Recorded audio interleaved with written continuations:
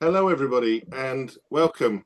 My name is John Stokes from the Tree Council. I'm Director of Tree Science and Research, and welcome to this different event for us today, where we're just going to celebrate the joys of autumn and think about that in all its different ways and means. There are lots of you coming, and so we're going to give a little bit of blether before I introduce our two guests. But in the chat, if you could just tell me where you're all from. You have two buttons at the bottom. One is chat and one is for questions. The Q&A is for questions. So in the chat, maybe you'd just like to tell us where you're all from, just so that I get an idea of. So we've got Minehead in Somerset and Reading and Warwickshire and Glasgow and Exeter and Kent. And oh, I know they're flooding in from all around the country. Bristol, the West Country. Bingley in Yorkshire. Hello, Claire. Who else have we got? South Wales and Salford and Glasgow and Wensleydale. So you can see, Abby and Leah, we've got people from all over the country. There's James in Herefordshire, and I know James is probably here to hear about fruit and apples particularly, because it's that time of year when we start thinking about all of that, as you're going to hear in a second from Abby. And Manchester and so on. And folks, if you have questions, please put your questions in the Q&A box, and we will address them as we go through, or we will pick up on it at the end. Okay, so I think the numbers are stabilizing a bit now. That means most of you have arrived. So thank you for joining. And I'd like to introduce our two guests today. Our first guest is Leah Lendertz, who is an award-winning nature writer and creator of The Almanac, a book which is known for its evocative insights into the changing seasons, and so is Leah, particularly those changing seasons, gardening and traditional law. And Abby's book, are you going to show them your book, Abby? Go on. No, sorry, Leah, put your book up. If you haven't seen, we will send out a link to that later, which is known as The Almanac. And Abby is a Great British Bake Off alumna who was involved in that. I was just saying to her in the preparation, very stressful for me would have been programme. Abby seemed to take it in her stride. Who uses baking to bring about the spirit of autumn into the kitchen with seasonal bakes and wild ingredients, and a deep love of her own for nature. And we're going to talk about all of that as we go through the next hour. But I thought what we would do is I would give you a personal take just to start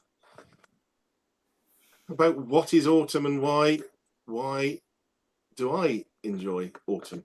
So Abby or Leah, can you confirm that you can see a picture? Yeah, I can see it. Yeah. You can see a picture. So obviously autumn is the season when we go from the late summer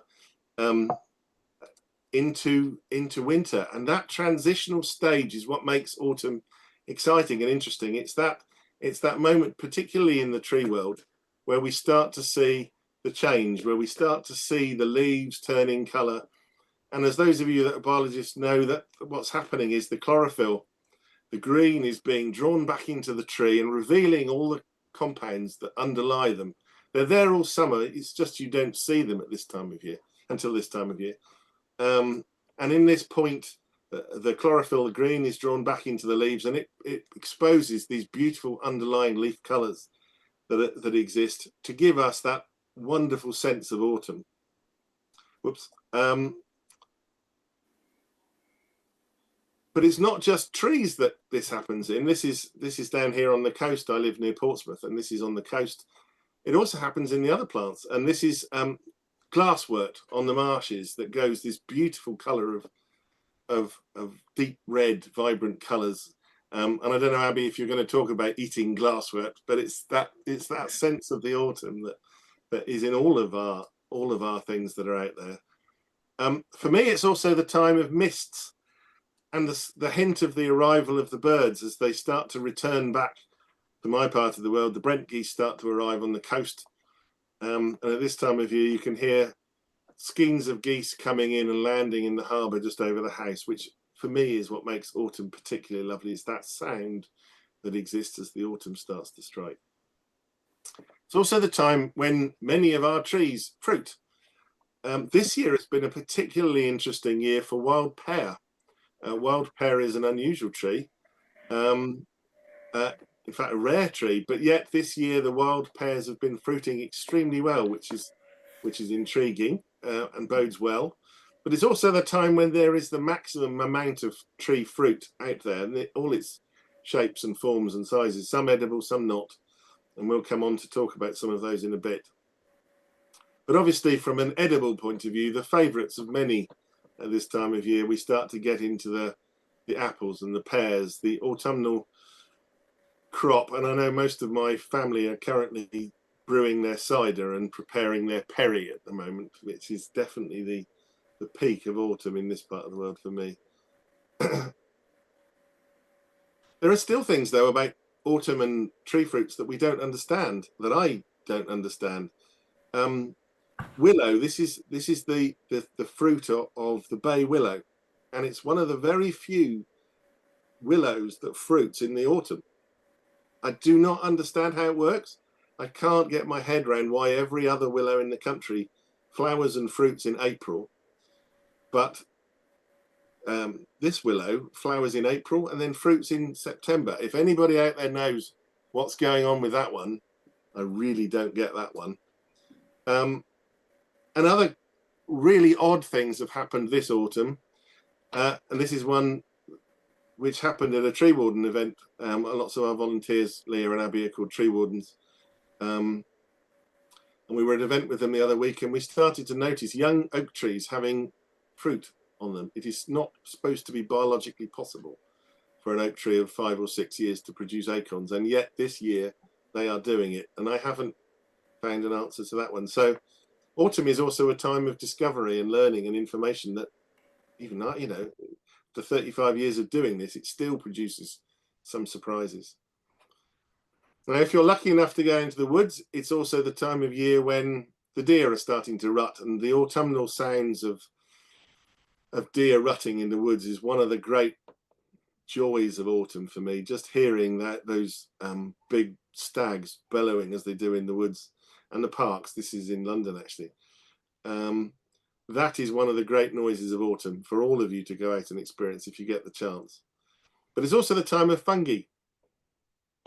And I'm guessing Abby might talk about fungi later as part of the seasonality of that. But this one's called a magpie inkcap, particularly lovely autumnal feature of the woods in this part of the world. And there are all sorts of other weird and wonderful things happening out there with the fungi. There's a new one spreading across the country, which I found only out this weekend. This is called the orange ping pong fungi, for fairly obvious reasons. And it seems to have arrived from Australia and is spreading across the country. It's just quite beautiful, but we really don't understand the impact of that one in terms of what's going on. Knowing that Leah was here and we were talking about seasonality, although, as she said before we started, I don't know whether comets are seasonal, but this time last year there was a comet that was here, well, all of us, that was visible in this time of year last year. And there is a comet on Thursday for those of you that might be interested in comet watching. And it's not really seasonal, but it's definitely happening this autumn. It'll be a green one, and it's visible in the west of the sky just after sunset, particularly on Thursday, if you get a chance to go out and have a look. And of course, at this time of year, we're just starting to gear up towards the tree planting season, which is coming. And the back end of November, as you all know, is the start of National Tree Week, the start of tree planting season. So many people are starting their planning at this time of year of getting their trees ready for planting, getting the sites prepared, obviously before we hit the depths of winter and the leaves have gone. But we're not doing the winter, we're doing the autumn. So with that as a little bit of an introduction, I thought we would now ask Leah and Abby what they love about autumn. So who wants to start? Leah, or do you want to start? Yes, I'll go first. Yeah, I mean, well, a lot of that stuff. Obviously, I mean, the trees are looking gorgeous this year. I think it seems like, well, I'd be interested to know what you think of it. Seems like it's a really good year for colour, isn't it? Everything seems to be changing really slowly. and the colours are, I don't know, richer, and I don't know if that's to do with the hot summer or Well, what, it's a but function. It's a function of cold nights and mm, sunny days. So while you get sunny days, the sugars ferment in the leaves a bit. Ferment's the wrong okay, word. You know, yeah. they're starting to And maybe intensify. we haven't had too many big winds, and so they're Exactly. just hanging on. And so yes, it's a gorgeous one. But I think generally I feel like autumn is the season that just of all the seasons is the one that can't really disappoint. Like that's it doesn't really matter what the weather's like in autumn, whereas obviously summer can be massively disappointing. But autumn, if it's sunny and bright, gorgeous, and it's wonderful, and we have those lovely crisp days. But then if it's a bit murky or a bit misty, all of that, it all works basically in autumn, I think, it's all good. And I think with my experience of writing these books, what I've kind of become more and more interested in really is they're all about the cycle of the year, and they're all about the way nature changes through the year and the sky at night changes through the year and all this, but also about us and ourselves. And one of the things that I love about autumn is that I think is kind of tuning into kind of the mammal in us, really, like admitting that we are mammals too. And, we've been out all summer doing things and going to the seaside and, trying to keep up with people and going to festivals and whatever. And now we don't have to do that stuff.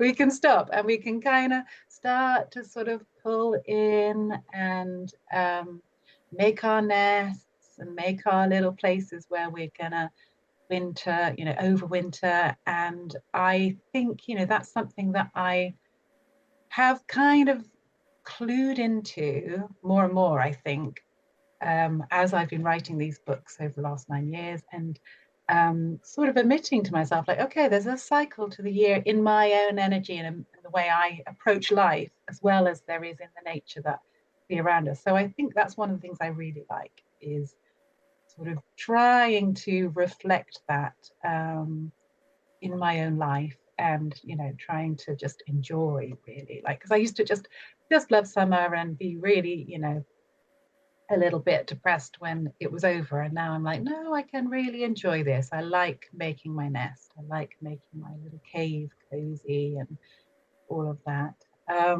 But also, I mean, it's such a visual time of year, isn't it? It's such a beautiful and bountiful time of year, and there's so much to see, as you've just shown in your beautiful pictures, and even those kind of collections of bounty and bringing stuff in and all of that stuff. But also, I think it's just a very sensory time of year. The smells are glorious. I think there's that kind of get that lovely sort of autumnal, earthy kind of smell to the air, and then a little bit of wood smoke, and maybe a kind of cidery smell from the where the apple trees have dropped some apples and the windfalls are starting to rot. And there's just it's such a sort of lovely kind of sensory time of year, really. I think you can really be alive to all of your senses. And also, and finally, I would say I I know what to wear. In autumn, I know what to wear. In summer, I'm just like, I don't know, every day. And suddenly the temperature dropped. And I was like, okay, here we go, get the jumpers out. So we've got some good autumnal knitwear going on this panel too. So, there you go. That's what I love. Some of the things I love about autumn. Thank you, Leah. I do like the idea of seasonal knitwear. I might have to start thinking about seasonal. Yes. Get with it. I'll have a jumper for each season. Yeah, I reckon. there's a challenge. Abby, what do you love about autumn? Oh, where to begin? Well, I've got some pictures that I can share with you to sort of share my love of autumn. Hopefully this is working, and you can see. They're not quite there yet, but John and Leah can let me know when you can see. There we go. We're good. Yeah, so this is a picture of the Eden Valley where I live in Cumbria. And it's absolutely gorgeous, it's a beautiful place with a very big sky. And I think seeing autumn here changing not only, like you said, John, not only the trees, but the landscape as well, watching the hills and the fells change colour. It just awakens this sort of sense of wildness within me. I feel very lucky to be able to, go out to places like this and find that sense within myself of almost like finding these places where the atmosphere feels very thin, especially in autumn.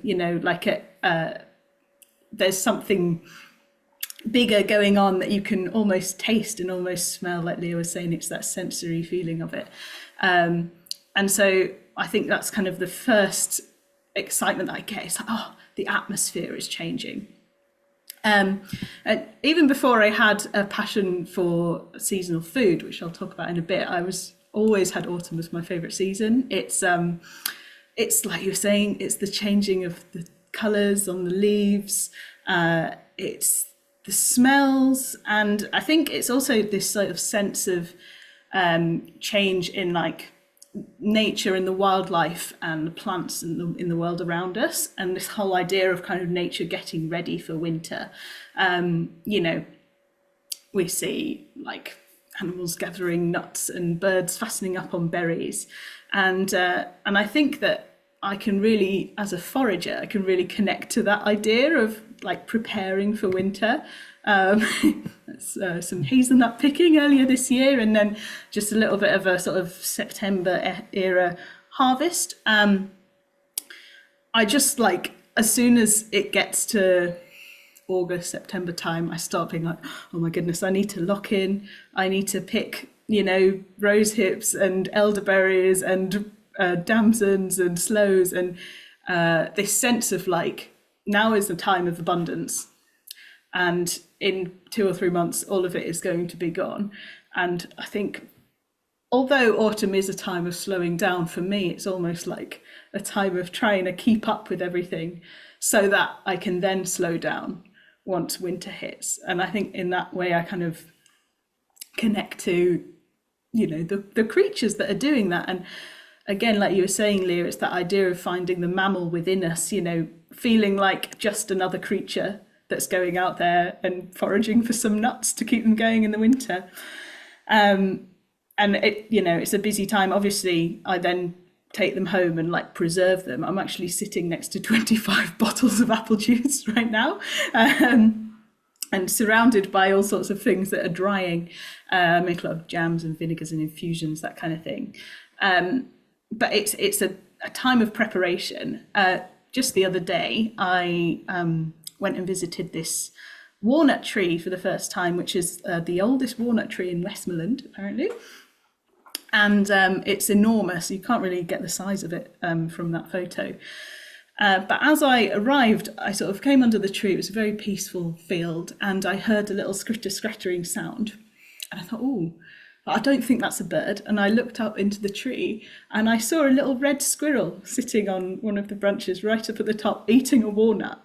And I stood there for like a solid minute, just grinning gormlessly at this squirrel eating a walnut. And I think it's moments like those where I feel that really deep connection between, me, I'm human, but I'm an animal, and I'm part of this ecosystem and part of nature just as much as that red squirrel is. And we're here and we're sharing the walnuts from this tree. And like, really big part of foraging for me is it's about respecting nature. It's about being part of nature and not taking everything away from it, but using foraging as a way to learn about, the wildlife and the ecosystem that we have around us. We're all creatures sharing the same resources. And then it's just what we do with them that's different, because I then take them home and make them into super over-the-top cakes. So I love expressing my love of autumn through baking, and not just autumn, all seasons, but because autumn is my favourite season, it is the time of year when I get really excited about all the things that I can bake. I'm very lucky to have a November birthday, which means that I have an excuse to make a really over-the-top cake for myself every year using autumnal themed, autumnal ingredients. And I like to kind of bring that inspiration into both the sort of taste and ingredients in the bakes, but also in the decoration, you know, like a sort of tree stump or Babel leaf mushroom, little house inside it for a little mouse or something to live in. That bottom photo there is looking into the door of it's a gingerbread stem of the mushroom. So I like that it gives me this sort of ability to be creative and express my love for nature in almost an artistic way, but also a tasty, edible way. And you know, in these cakes, I'm using autumnal ingredients. I've got walnuts and damsons in the tree stump cake, and then hazelnut and crabapple in the mushroom one. And I just really love the ability to kind of have it on the inside and on the outside. Not all my baking is super over the top. Sometimes I make more simple things. And I think one of the things that I really enjoy about autumnal ingredients is pushing the boundaries a little bit and thinking about ways to use them that might be unexpected. You mentioned before, John, how much you love sloe gin. I also am a big lover of sloe gin. But often, you know, I'll get people ask me, what can I do with sloes other than make sloe gin? And on the left here, you can see some sloe and white chocolate blondies that I made with a sloe puree. And I'm really enjoying exploring new ways of using these kind of traditional autumnal ingredients that are usually used to make preserves or jellies or syrups. I do still make the preserves, but I also like thinking of new ways of baking with them. Or the cake, for example, is an elderberry cake where I had a load of frozen elderberries and I just chucked them in the batter and it turned it purple, like a really lovely shade of lilac, gave it a really nice elderberry flavour. And that was great because that was actually, you know, talking about all this preparing for winter. I made that cake in January and I was able to make it because I had all my frozen elderberries in the freezer that I could use. And, you know, foraging is my main way of connecting to the seasonality and to nature around us, but I do also grow veg for a living. And so if foraging is something that maybe isn't super accessible for you, or you can't go out and go every week into the Loon Valley like I can, there's a lot that you can do with seasonal food that is much easier to get your hands on. As we were saying, it's been an amazing year, especially for apples. And we're really lucky in the UK that we have lots and lots of different varieties of apples. I think depending on where you live, it can sometimes be a little bit hard to find, you know, your local ones. A lot of supermarkets, even at this time of year, are sort of shipping in apples from South Africa or New Zealand. So I'd really encourage you to, you know, ask friends and neighbours, go to your local greengrocers or farmers market. But baking with apples is kind of a whole other, you know, you could do a whole second panel on it because there's so many different things you can make. That's just an apple and almond cake. And then also it's, you know, the time of squashes and pumpkins. They've got some little mini pumpkin pies there.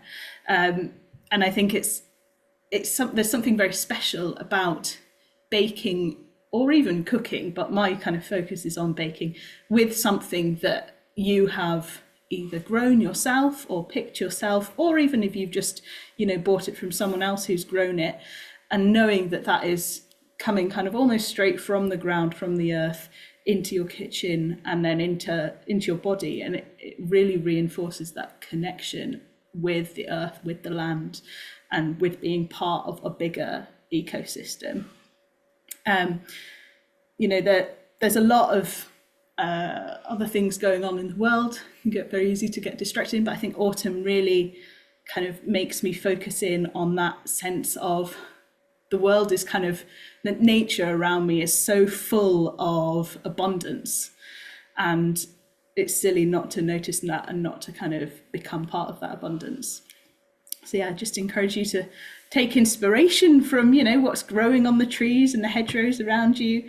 Wild fruit, wild nuts. It's an amazing time of year for baking.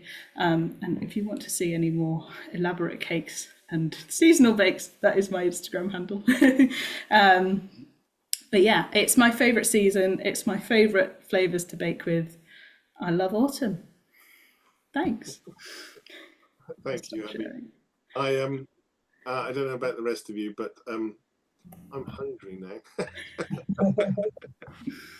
And whereas the rest of you can nip off and get something, we can't for the next half an hour. So I want you to keep feeding your questions so that I can at least get through to the end and then go and eat something. I did, however, have a sandwich just before we started, but I had my own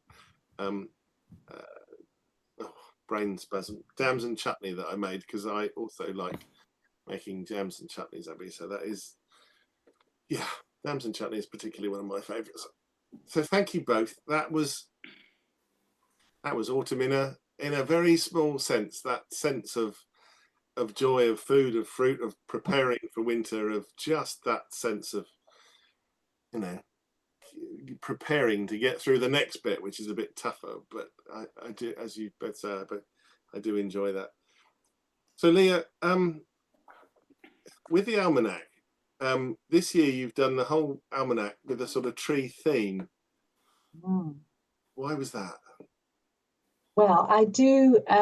So every year it has a different theme. There's lots that's the same every year in terms of, you know, sky at night stuff and things like that. But I always have a different theme for every year. So yeah, I'm always kind of on the lookout for one. And so there were two reasons really. One of which, well, yeah, I'll give the good one first, which is it's such a rich topic for, you know, a book that is about these islands. You know, we came from forests, you know, we were covered in forests, and a lot of our stories and songs, and because I always have folk stories and folk songs in the books, and our kind of skills and all the skills that we think we kind of have, firefighting and stuff like that, whether we still do or not, you know, kind of come out of the forest. So that was sort of where it came from. It's like, oh yeah, you know, we are nations that evolved from forests, you know, whether there's very much of them left or not, you know, but that's where we came from, and it's really sort of strong in us.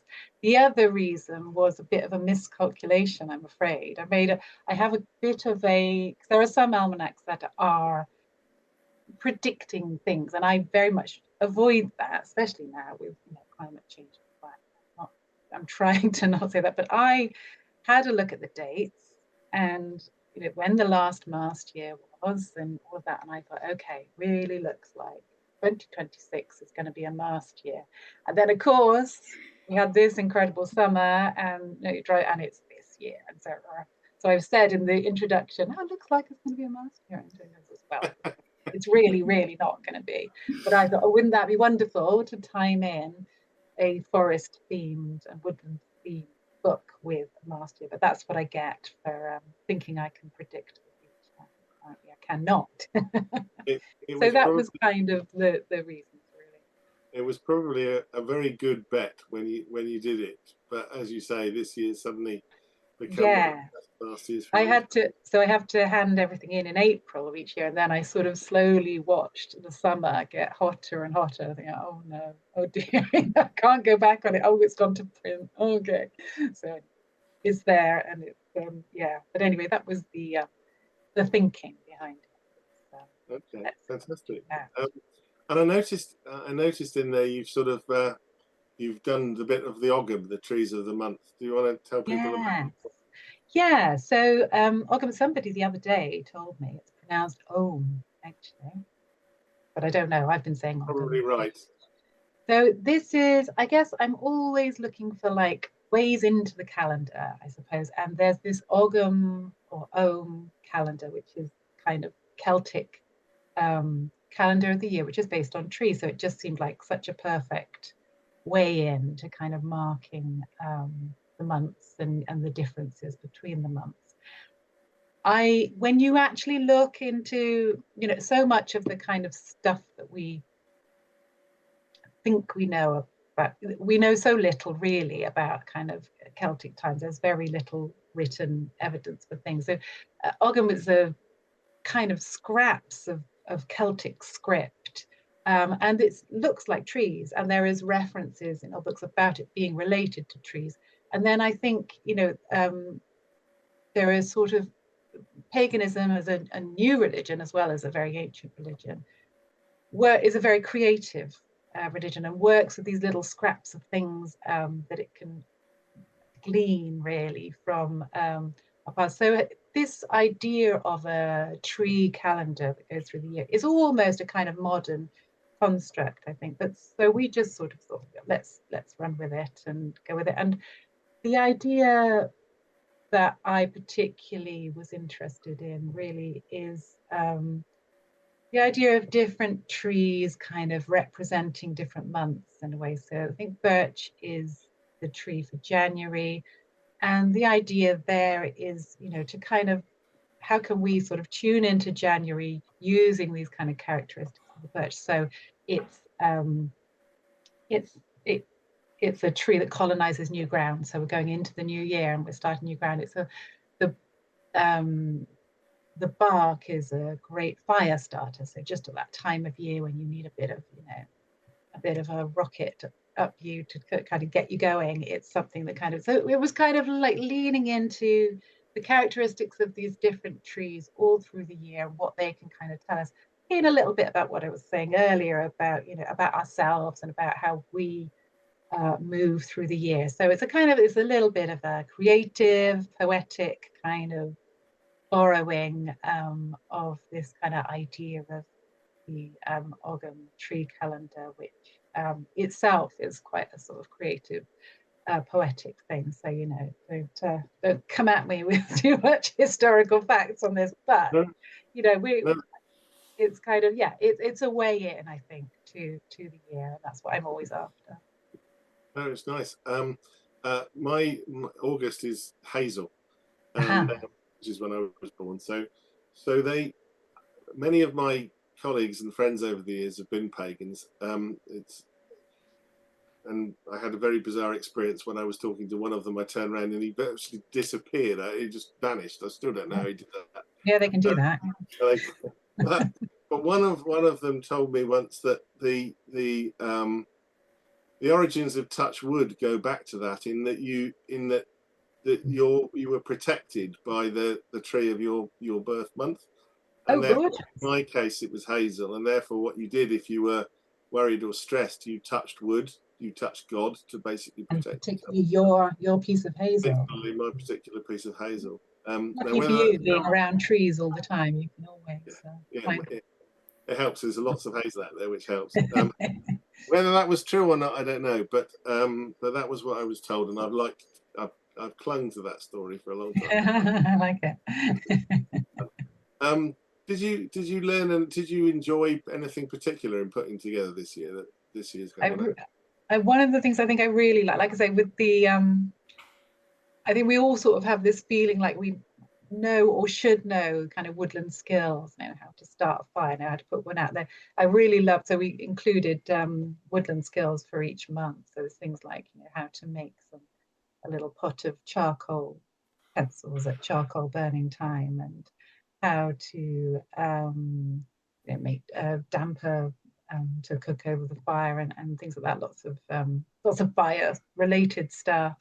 And I really loved investigating. Oh, we did how to make your own ink from ink galls, and that was really lovely, because that just sort of feels like kind of like knowledge you should have, like something you should just sort of know. And I think yeah, I particularly enjoyed putting those together, I think.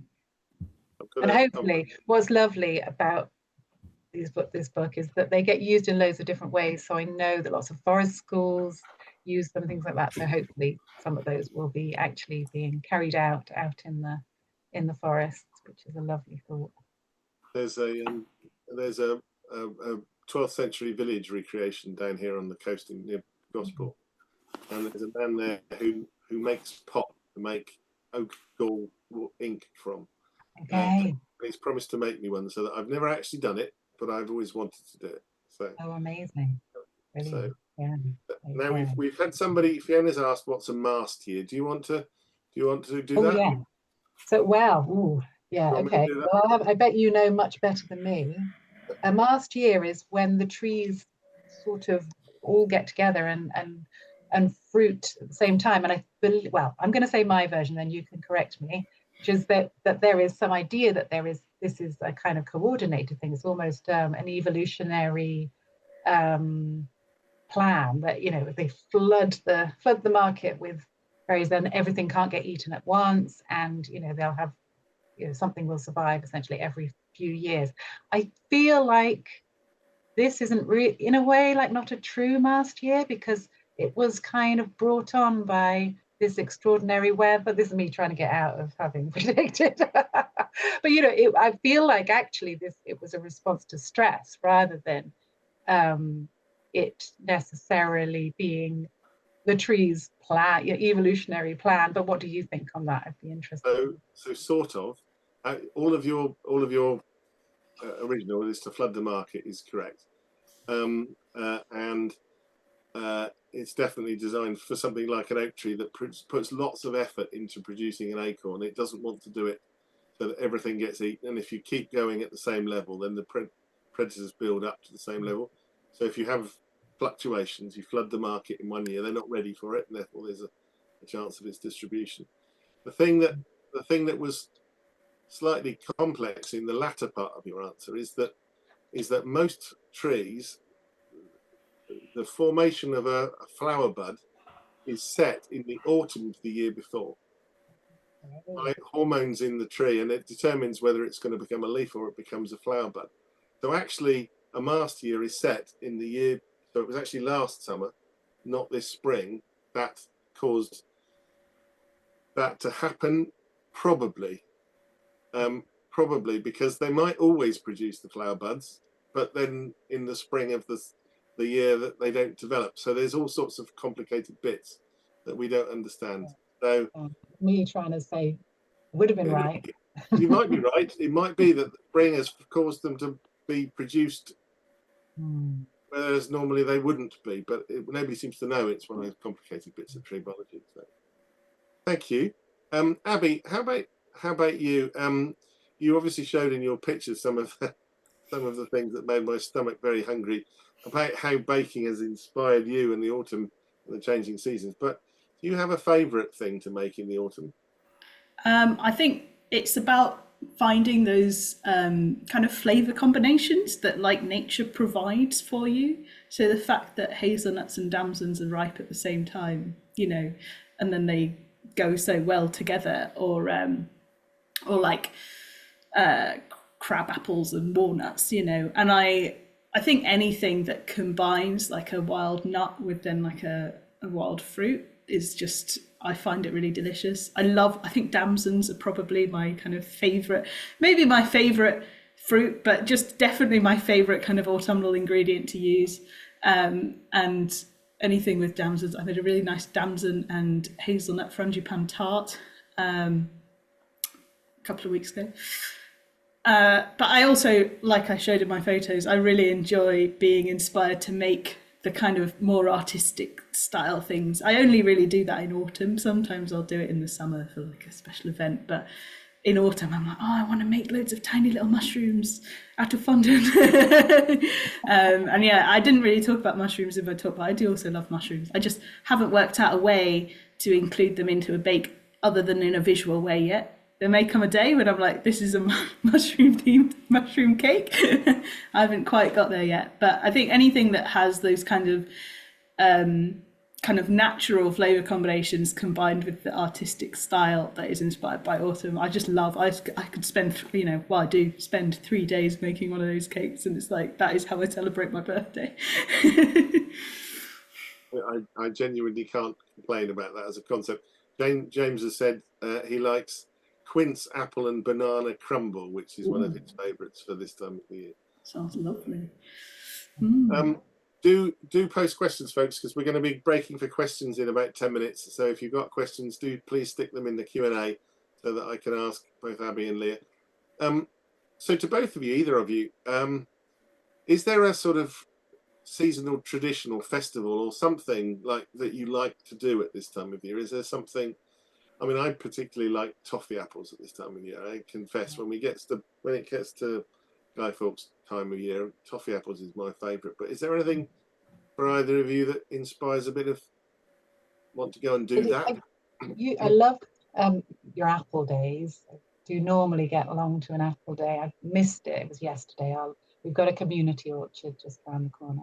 It was yesterday and I couldn't go to it. But that's something that I will always try and do. And that you were saying earlier about the beautiful array of different varieties that we've got here. And first crumble, I'll say, to meet your toffee apple with the first crumble of the year is an important moment. Fair enough. An important Absolutely. marker.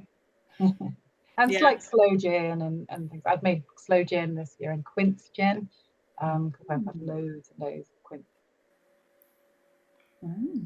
How about you, Abby? Yeah, I mean, also apple days. I don't unfortunately have my own apple tree, but I've got some very kind neighbours who let me pick their apples. And I really like the kind of sense of community of everyone being there and all celebrating this like super seasonal fruit.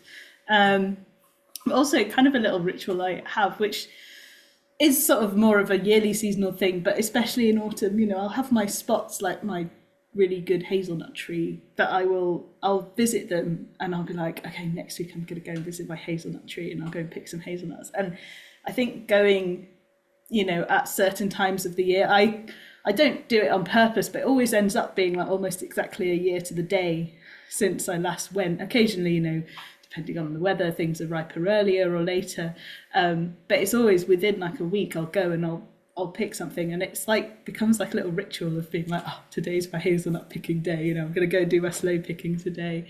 And I mean, I do forage outside of that time as well, but I think having those little times when I go and basically like visit my favourite trees, you know, or my favourite little bit of woodlands. Yeah, I think probably, you know, going to my hazelnut tree. I've got some trees that I visit every year actually as well, which is amazing.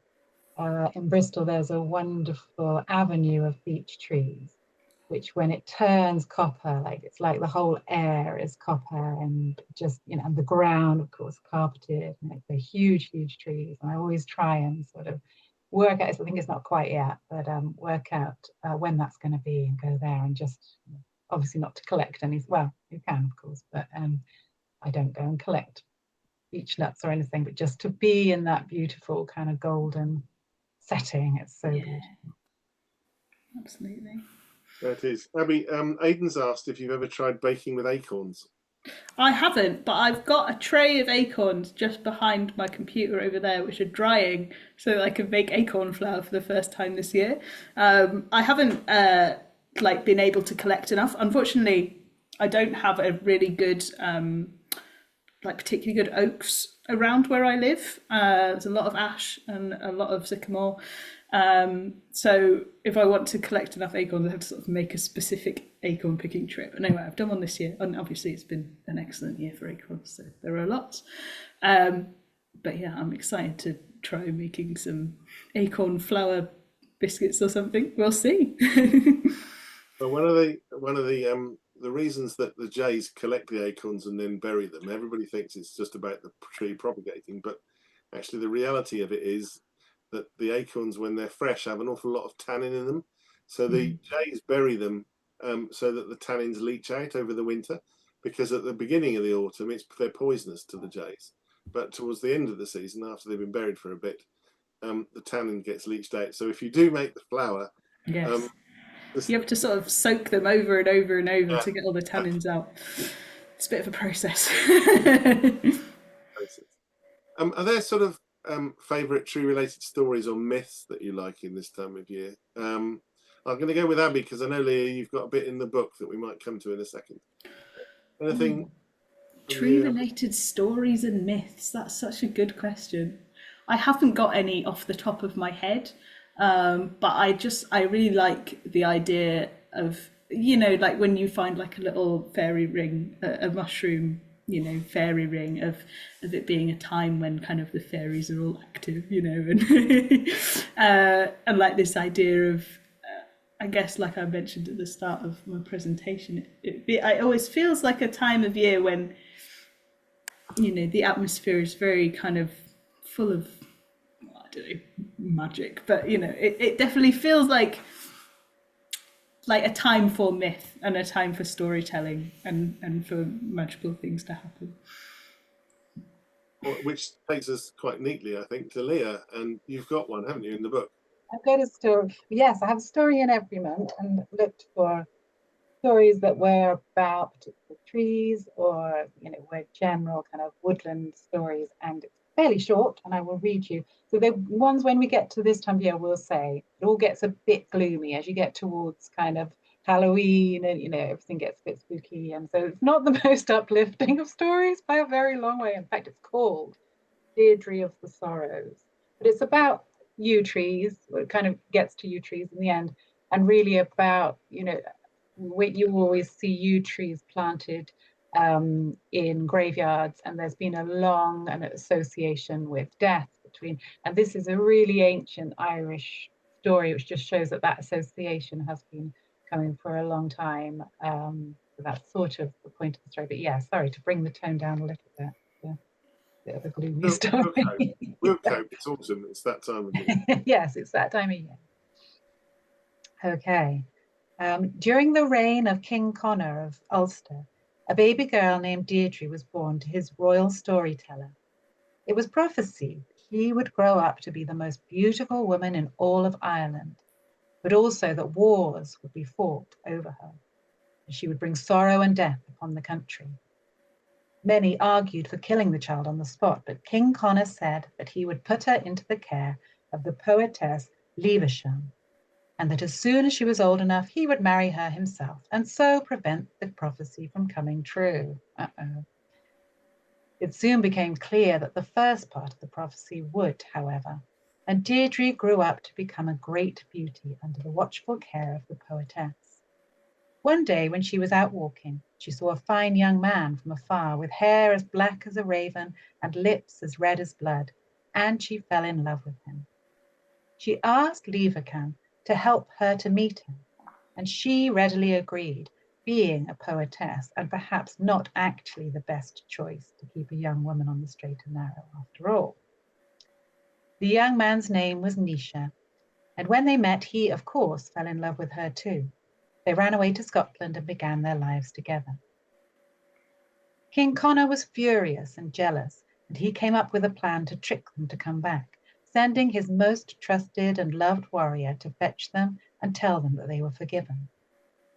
But when they arrived home, they were surrounded. Naoise was killed, and the broken-hearted Deirdre was forced to marry King Conor. But she refused to look at him or to speak to him, and a year later he decided that he'd had enough of her, and out of spite sent her to marry the chieftain who had killed Naoise.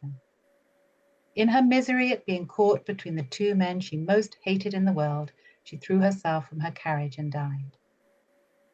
Her body was buried close to Naoise's, and over time a yew tree grew up from each of the graves, the branches entwining above the ground, the roots below. So great was their love.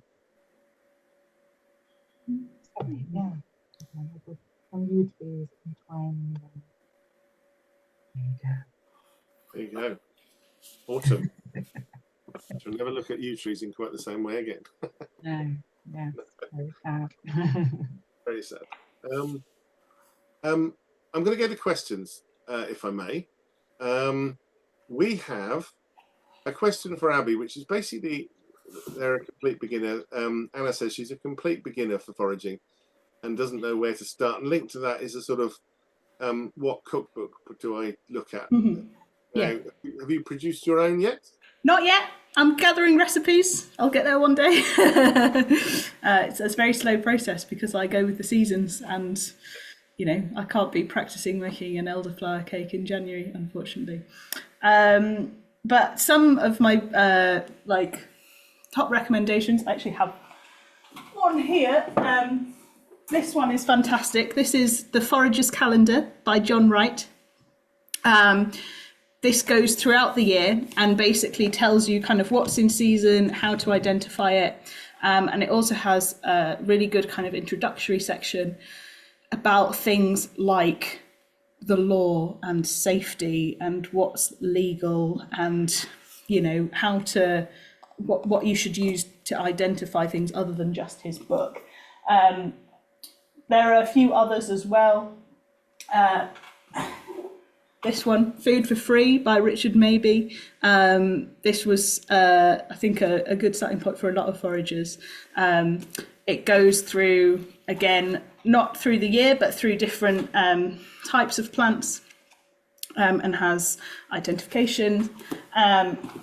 And I think that combining, the best way to go about it is by combining multiple sources of identification. So if I'm out and I see something that I don't know what it is, I will take a photo of it or pick it sometimes, bring it home with me, and then I'll do a bit of Googling. I'll do a bit of looking in my books. Generally, I have like a, you know, base knowledge of, okay, I think this is in this family maybe. But you kind of gain that base knowledge through experience.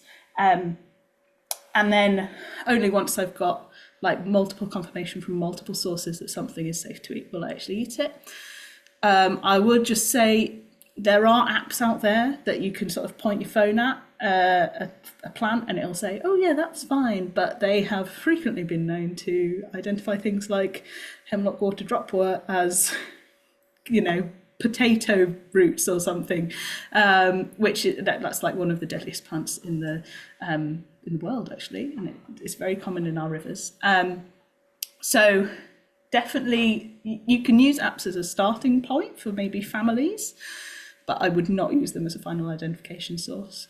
And then another thing that I do is I'm in a few like groups where on Facebook or things like that, where you can post something and you get usually quite a lot of responses, but there are experts on there who will say like, oh, I think this is this. But basically just go out there, start taking photos, start picking things, get a couple of ID books. Yeah, and there's lots of different cookbooks. Well, there's a good few. Leah's book has actually got some recipes in it that uses forage ingredients.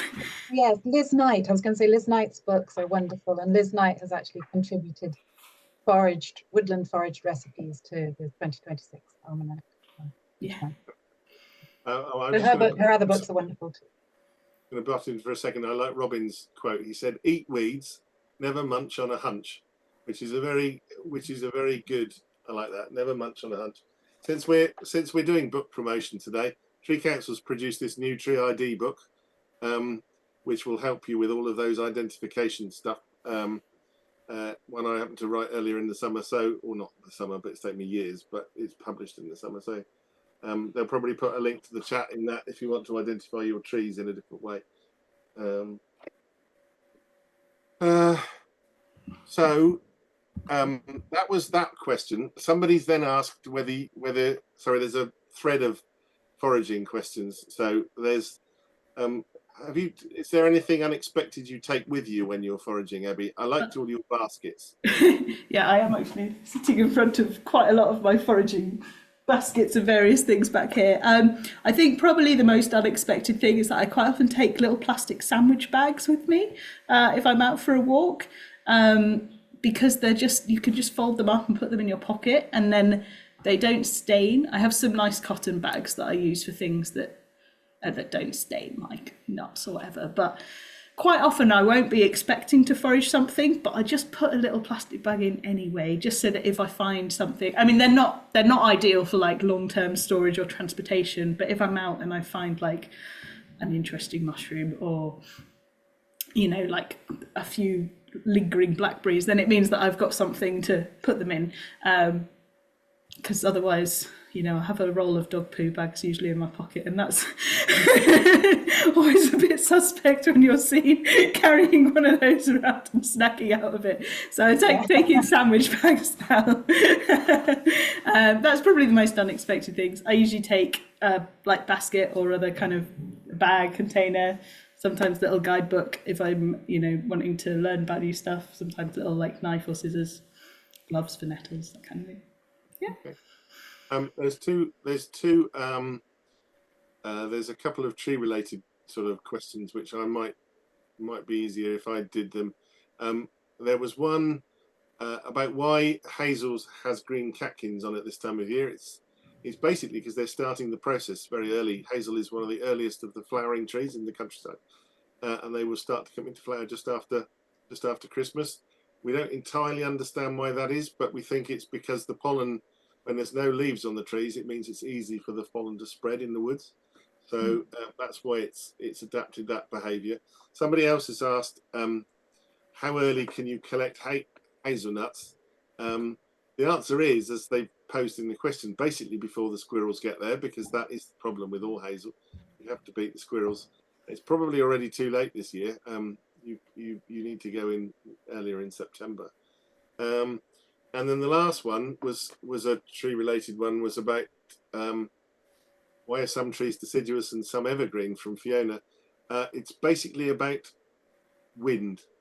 At this time of year, the reason that in this latitude all the leaves fall off at once is that the trees become wind sails in the autumn. The broadleaves are wind sails. So if you keep the leaves on, the tree is more likely to be blown over. So as a protective mechanism to stop the tree from being blown over, the leaves all come off, which is what's happening at the moment. So I've never heard that. That's amazing. Looking through my questions, see if there's any others. If you've got any more questions, you've got time for two more. Oh, somebody said one of their friends made acorn salt. Have you ever heard of acorn salt, Audrey? I've never heard of acorn salt. Sounds great. I know you can make various different flavoured salts. I've done like more garlic salt in the past, but acorn salt. Whoever that was, we want to know from your friend how they do it. So do please get those. Send it over afterwards. What else have we got here? We've got one about sycamore leaves, black dots on sycamore leaves. They are called tar spot, those ones, and they are a fungus living with the sycamore. It doesn't cause a particular problem. But in the Roman times, it's thought it might be the reason that sycamore became, because there's a question about whether sycamore's native or not. And one theory was, in the hotter weather, tar spot killed off all the sycamores in Roman times. Whether that's true or not, it's another matter. But that one for Chaz in Glasgow.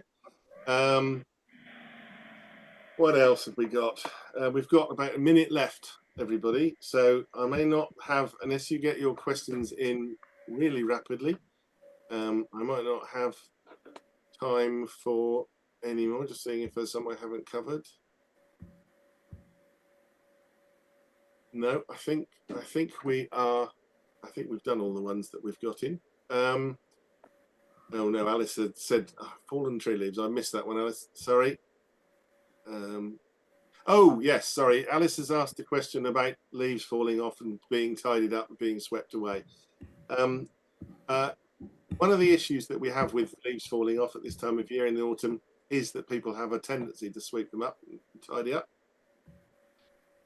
Just today is one of the days when most of the leaves seem to be coming off. And I was asked by the Times about this on Friday. And I said my thought process on this, which is that basically the trees are drawing up lots of nutrients from deep in the soil. That's going out into the leaves, and then the leaves are being shed to the ground. Why would you want to get rid of all those leaves when they are free fertilizer and free nutrients for the ground? So my view is that you should just leave them be, because it's free, it's good fertilizer, it helps the trees to get hold, and the worms will take them down underground within a few days, transferring nutrients from the deep layers of the soil to the upper layers of the soil. So that's a very positive thing that we should be encouraging. Just means we've got to not be so tidy and accept that nature is a bit messy at this time of year. As Leah said right at the beginning, it's that time when all sorts of things are possible, and just accept that nature is a bit messy in the autumn, I think, is probably the best bet. And that some of that's good, and some of it we can eat, but some of it the worms can eat. We should be leaving that for them to do by not being too tidy. I think we are against time, everybody. So I would love to thank, on your behalf, Abby and Leah, for both of you for today's discussion about autumn. I want to find Abby's jam. I want your slow recipe for blondies. I know. Well, I think that's probably going to be one of the ones that I'll put in my book, John. So, you know, you'll just have to wait another 2 years or however long it takes me to finish. But I look Maybe I can forward- send you one on the, you know. Yeah. You can send me a brownie. Blondie. I'll appreciate that. Thank you for your time. You can find Leah's book in all good bookshops. You might be able to find Abby's book in all good bookshops in a couple of years, with luck, fingers crossed. Thank you both for your time today. Thank you for attending, everybody. And I'm going to say bye-bye for now. Thank you. Bye-bye. Bye.